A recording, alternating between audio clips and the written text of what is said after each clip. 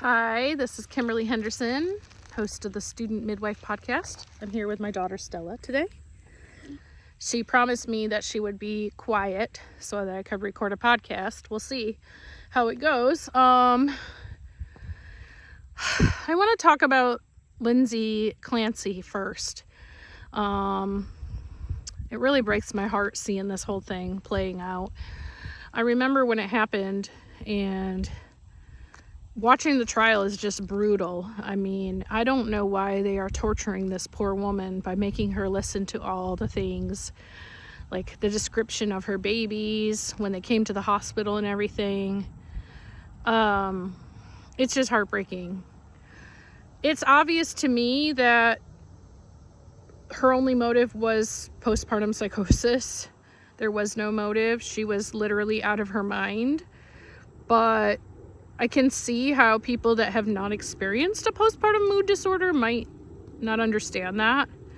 I feel like I could have easily been in her shoes. And especially with the cocktail of drugs that she was on, I was listening to an expert talking about how he deals all the time with like drug overdoses and prescription drug overdoses and prescription drug like toxicity. That's his expertise. And it's pretty clear that she was experiencing that some of the psychosis was brought on because of drug toxicity. She was on large quantities of everything that she was on. And some of the drugs she was on at the same time don't overlap with each other very well and can exacerbate symptoms. So the whole combo was just not healthy for her. And I had pretty serious postpartum depression with both of my kids. And I was just lucky that because I've had depression on and off my whole life, I kind of knew when things were starting to get a little scary and I knew to reach out. And I'm lucky that I had phone numbers and people to call, and a friend that came from New York all the way to Indiana to sleep on my couch and help me with some things. And I'm just lucky I had a community around me because Hi, Mom. Hi.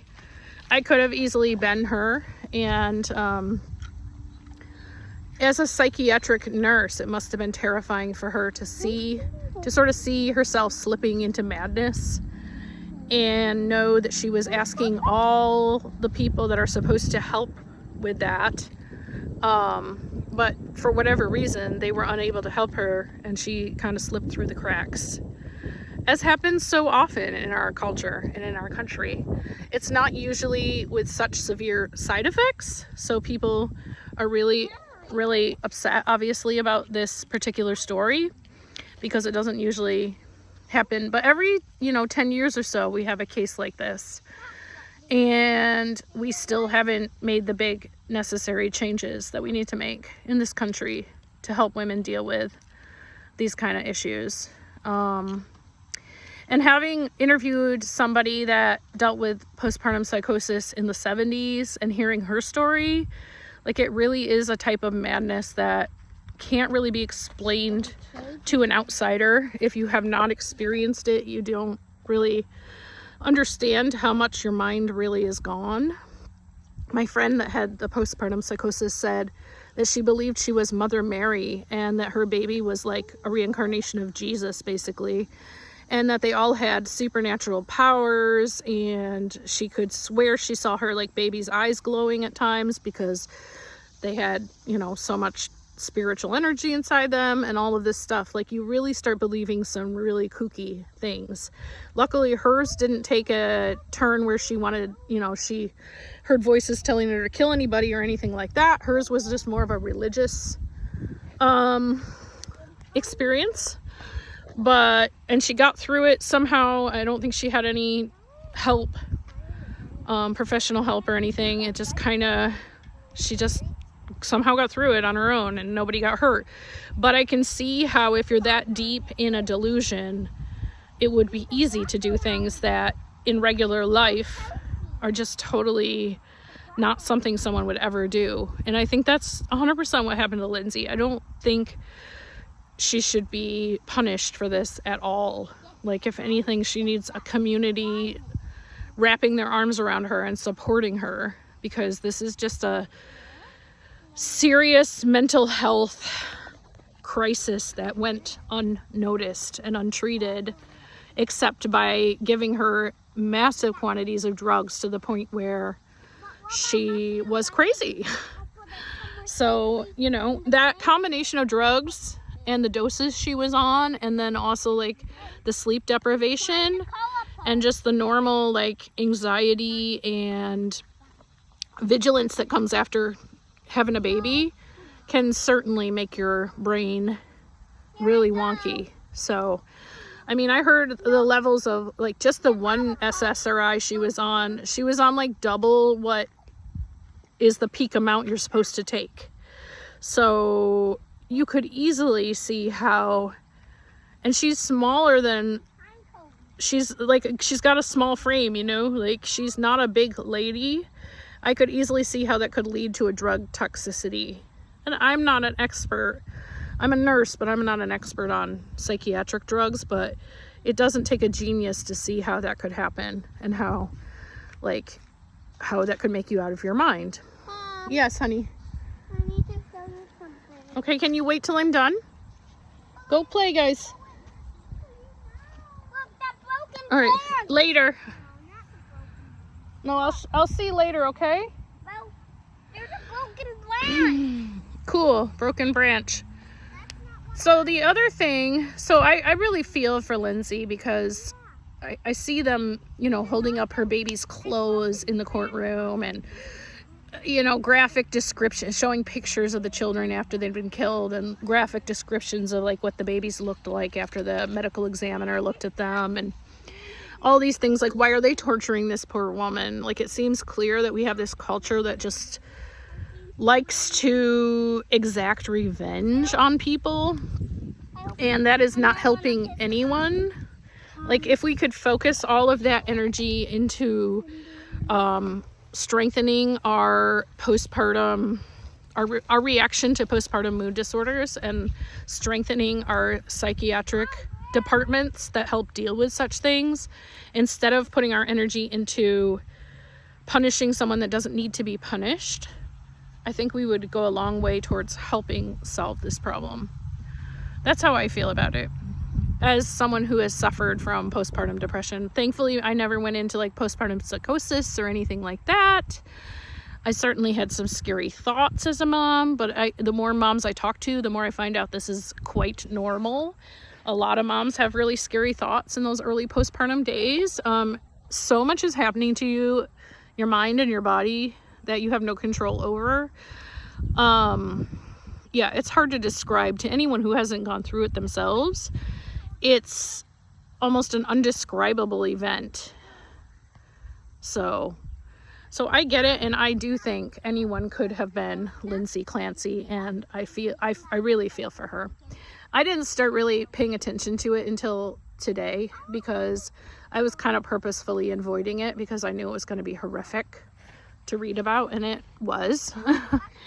And yeah, and all the people that are like, oh, she threw herself out of that second story window to try to stop.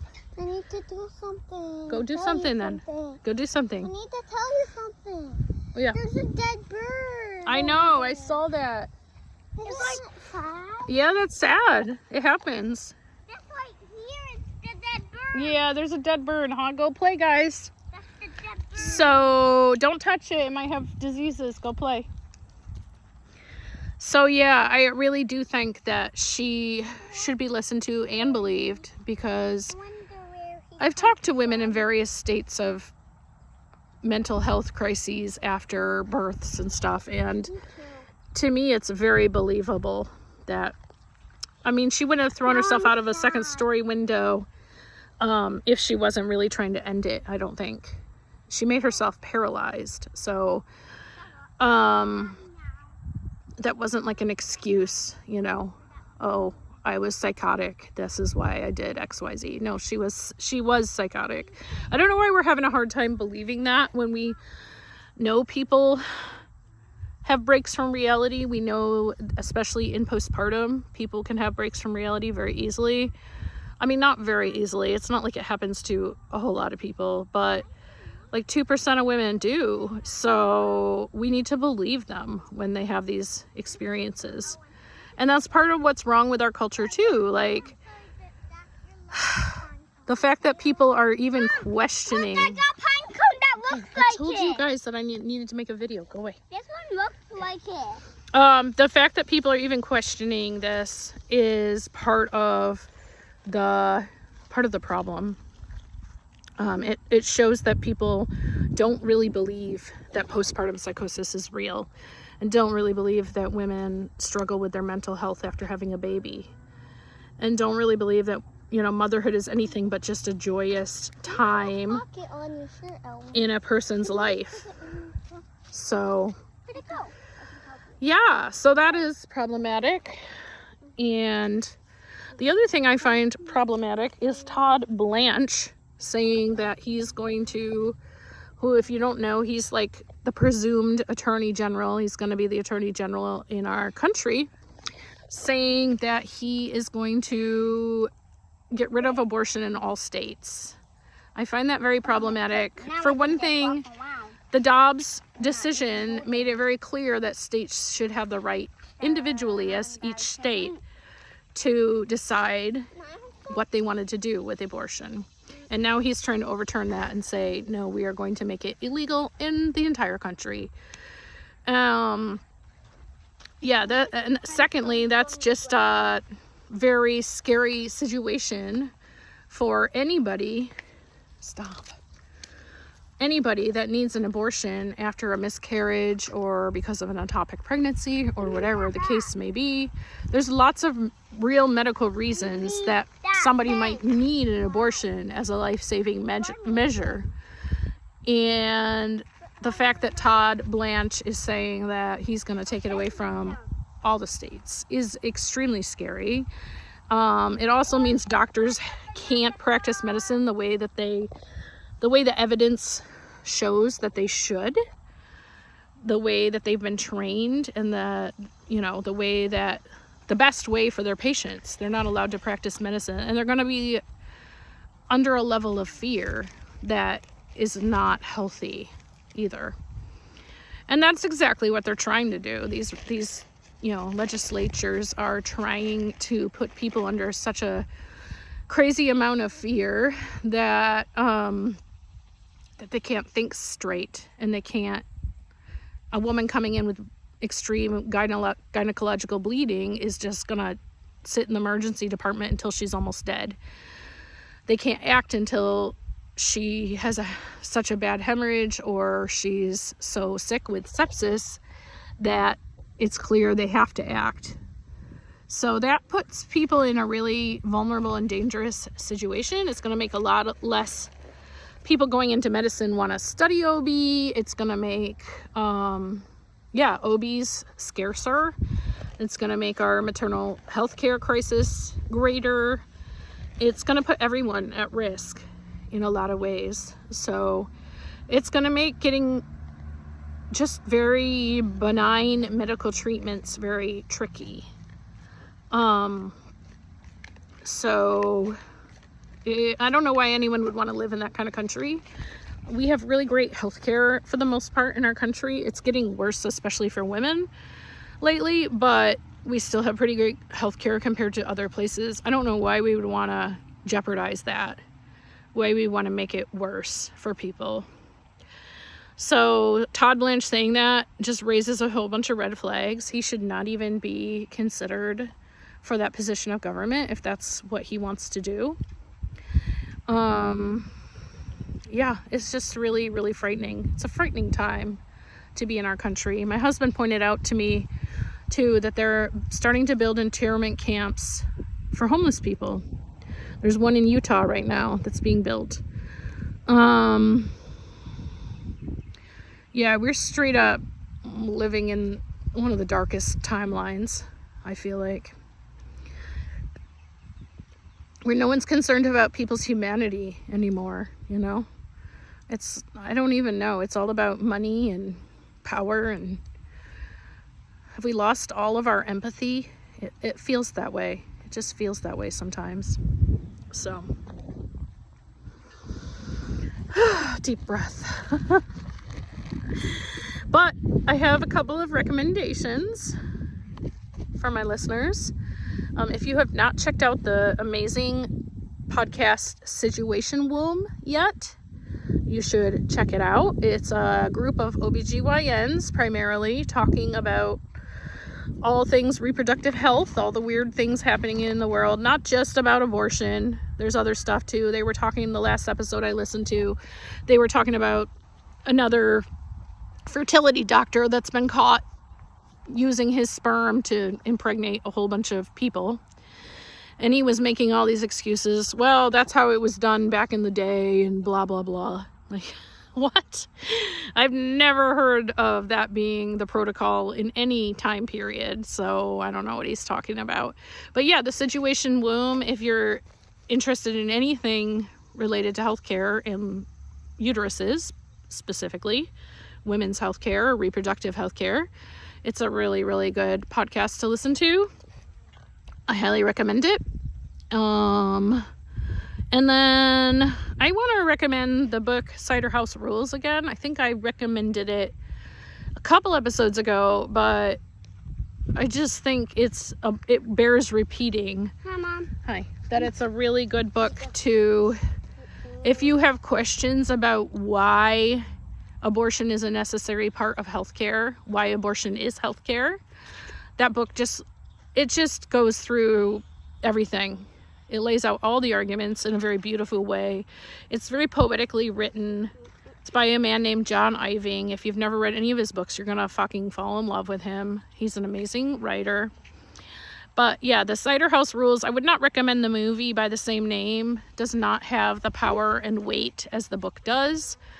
But the book, it looks at abortion from the standpoint of an orphan, for example, and the standpoint of an OB that's forced to make some pretty rough decisions in a time and place in Maine where abortion's not legal. And yeah, so it's an interesting book. I highly, highly recommend it. It's John Iving, and it's really cheap on Amazon. You can find like $5 copies on Amazon.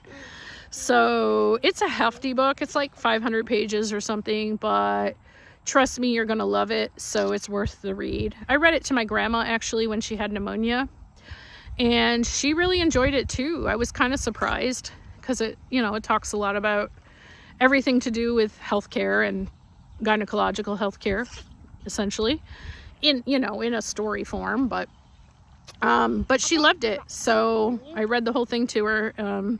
We had a lot of time to spend together when she was sick, and she really liked it. So yeah, I recommend that book. Let's see, are there other recommendations? There is a movie coming out that I'm very excited about at the end of this month. I think on the 28th.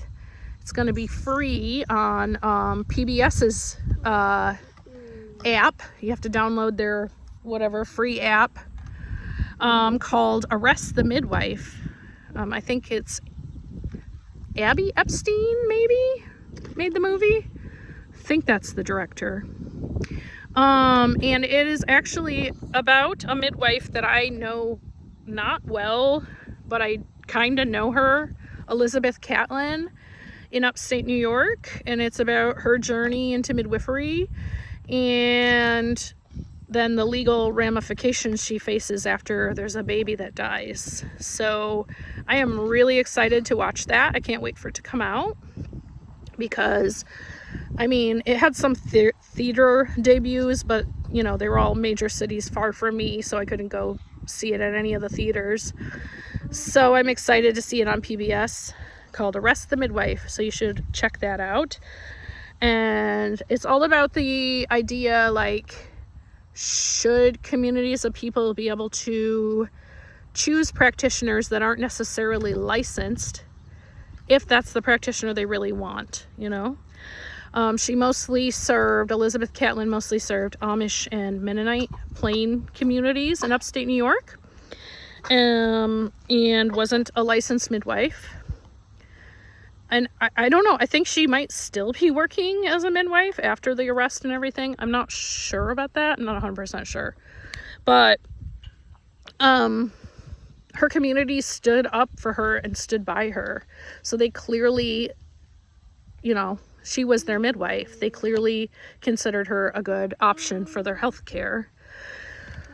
So that's an whole interesting can of worms, because that we talk about frequently in midwifery school, because like it's so tricky. Like, some people are claiming to be midwives out there that don't know what they're doing, but if people want to pay them for providing care, even if it's care that I would consider substandard or care that I wouldn't consider safe, shouldn't they be allowed? Isn't it their freedom to do that? I mean, some people also, there's a whole component of education. Like, people don't even know sometimes who they're hiring and might assume that they are hiring someone with more credentials than they have, or education than they have. That's where it gets kind of tricky. I think people should always disclose that piece. If they don't have any education, or they have very limited education, they should be really honest with their clients about that. And that's the part where it gets tricky, but I do think women should have the autonomy to make those decisions. And if they choose someone in their community because she, you know, understands their religious preferences, and she, you know, follows the same religion or whatever, goes to the same church, that should be their choice. And if they want to do that, I truly believe that should be their choice. And that is a tricky place to stand, because I know that I've heard stories about, you know, terrible things happening when these untrained midwives make mistakes. Everyone can make mistakes. I'm not saying that, you know, that licensed midwives don't make mistakes. Of course they do. And I'm not saying that untrained midwives or unlicensed midwives or even illegal midwives aren't great midwives, because I hired an illegal midwife for both of my children. I felt like she was the best choice in my circumstances where I was. So, and yeah, she's an excellent, like, she has a great reputation. She is an excellent midwife. It's pretty clear. So, Elizabeth, just the fact that her community stands by her tells me that women want that autonomy to choose someone who respects their beliefs and, you know, understands them on a level. She wasn't plain herself, but she was like plain adjacent, I want to say. Like, she went to a pretty conservative Christian church. She always wore dresses and skirts. Like, I think she was, to them, she represented a really good option of care. But I'm excited to see the movie, because I want to see what they say about it. So, because she had other instances, it hadn't just been one baby death. She had other scary things apparently happen before this arrest. Because I know other community midwives in that particular community. So, and New York is its own can of worms, because they have much more stringent laws around midwifery, which makes it, the barriers to getting in and becoming a community midwife in that state are it's pretty hard. So some people say, you know, you're going to create this situation where you have more people choosing not to become licensed midwives, but still serving their communities. It's just tricky. It's all around tricky. So, yeah, in New York State, to be just a CPM, well, I don't think they have, you have to be a nurse midwife. They don't have CPM. So you have to be a nurse midwife, and you have to get a master's degree, I believe, in midwifery to be a midwife in New York State. So that's quite a barrier if you just want to serve like the plain communities, and they only pay a couple $1,000s a birth and whatever. it's quite a barrier to make someone go all the way to, you know, having a master's degree of nurse midwifery in order to work with those folks and probably not make very much money, not get reimbursed real well. So that's tricky. It just makes it really tricky. So I don't like that New York State has done that. People might disagree with me. Yeah, feel free to disagree with me. I like dialogue. I want to hear what other people think. And like I've said before, I really do like that our profession is professionalizing in certain ways. So, and that's just another level of professionalizing. I get that. But it also makes these situations where certain communities are going to pay somebody that isn't necessarily trained because they don't want to pay the big prices for the, you know, the licensed nurse midwife that has her master's degree that has to charge big prices because she went through so many years of school. They don't want to pay that much money for those births. They're going to have like, you know, 10 to 15 to 16 babies. They're not going to want to pay like $10,000 a birth. So it just becomes a whole thing. And I just want to hear other people's thoughts on all of that because, and yeah, chime in about any of it. The Todd Blanche thing, the Lindsay thing, all of it. Those are my opinions. And it has nothing to do with the school I'm going to or any midwives I work with. These are my opinions solely, nobody else's. I am fine voicing my opinions because I feel like now more than ever we need to stand up for what we believe in because our rights keep getting taken away little by little, eroded.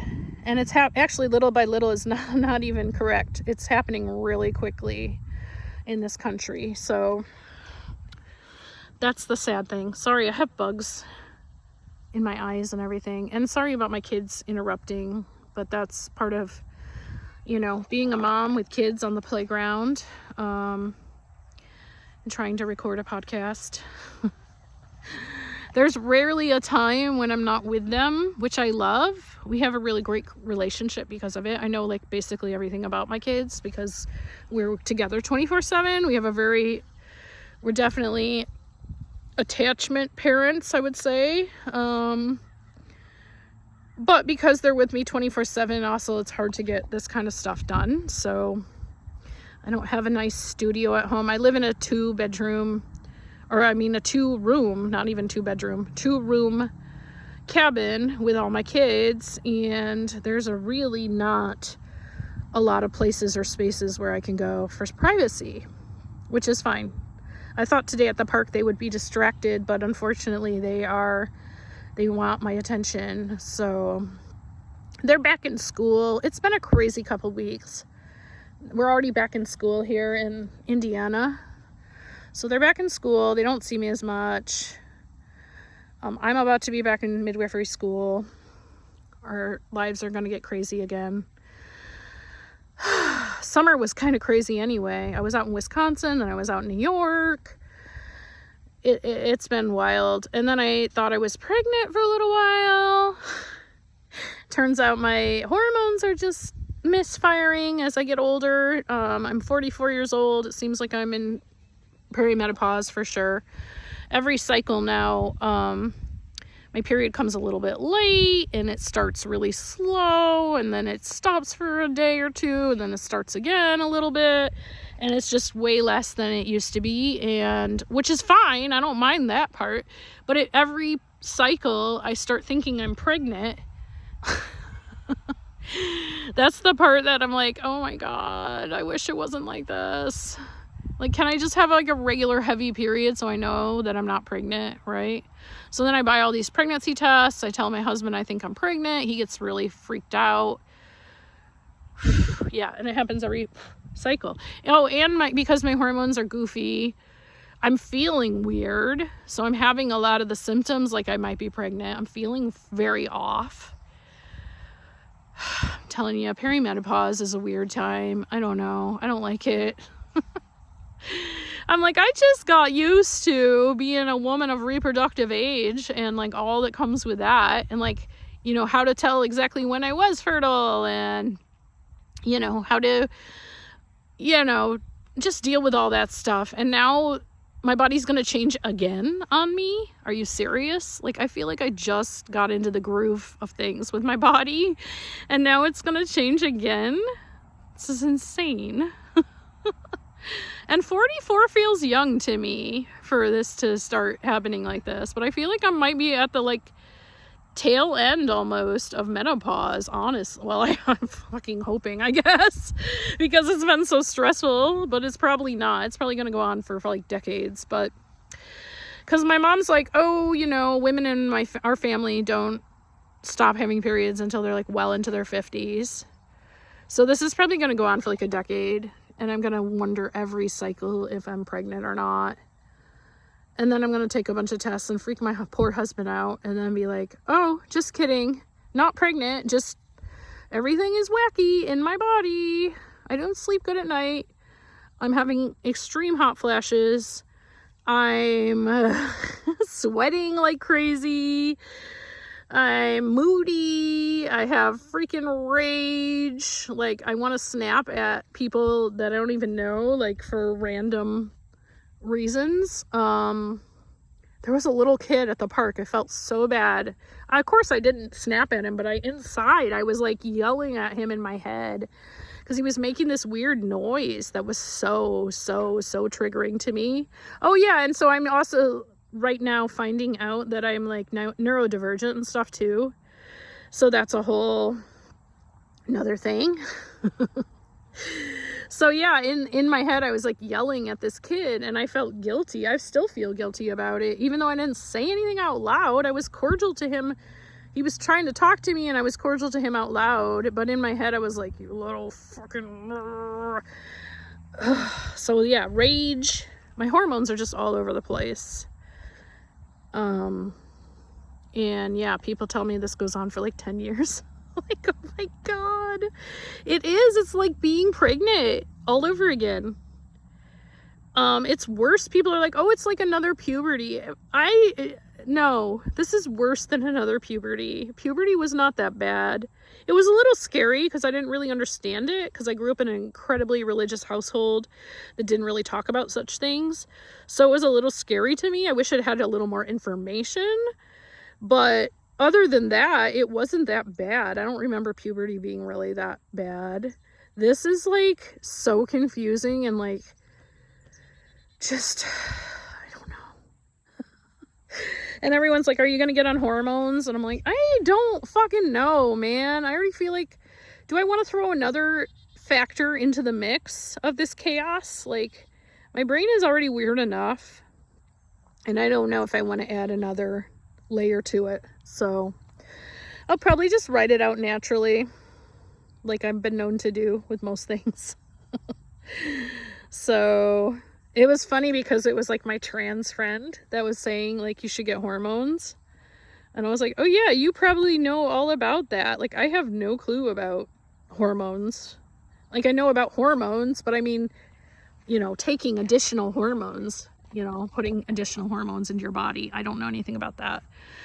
So I guess I should pick her brain a little bit more and be like, so how is that taking estrogen, like, and progesterone or whatever? I think I don't know if she takes both. I don't know. I know different trans people take different, you know, depending on what their bodies make, they take different things. So I should pick her brain and just be like, so how is it? Like, maybe I do want to take hormones. I'm not really sure. You know, of course, my phone is blowing up with ads for all that stuff as I get older. And especially, like, Wegovy and all that, too. The GLP-1s, like, I feel like that's 90% of the ads I'm getting these days. I'm like, shut up. I know I'm fat. Leave me the F alone. I don't know. How do you guys feel about that stuff? Like, I know some people, it just helps them lose weight and they have a great time and they're not having crazy side effects. But I keep hearing all these crazy side effects. To me, that's super concerning. Again, like I feel with the hormones, I'm like, I don't think I need to throw another thing in my body, because that's like hormonally based too, right? I don't know if I need to throw another thing in my body to add to this crazy mix. Like, I don't know. That's how I feel about it. People can do whatever they want. I'm glad that there are drugs out there that are helping people lose significant weight, especially when it's like health issues. Well, weight always comes with health issues. So I get it. I do get it. I think about it sometimes, but I don't think I'm going to go there because the side effects just don't seem worth it to me. That's just my personal preference, but yeah, so talk to me. Tell me about your perimenopause journey or whatever you want to talk about in the comments. Maybe you're not there yet. If you're not, you're lucky. It's just not fun. I had no idea. Like, I remember my grandma complaining about it, and I remember in my own little 6-year-old head being like, what the fuck, old lady? Like, why are you, what are you complaining about? That doesn't sound that bad. Like, what is she talking about? Like, how can it be that bad? Like, what is she talking about? And now I'm in it and I'm like, whoa, like, she was not joking. This is not a walk in the park. It's like a whole nother person is emerging from the shell of my youth. That's what it feels like. Hopefully on the other side, the person that emerges will be just fantastic, and so it won't matter. But yeah, that's all. Thanks for listening. See you next time. Bye.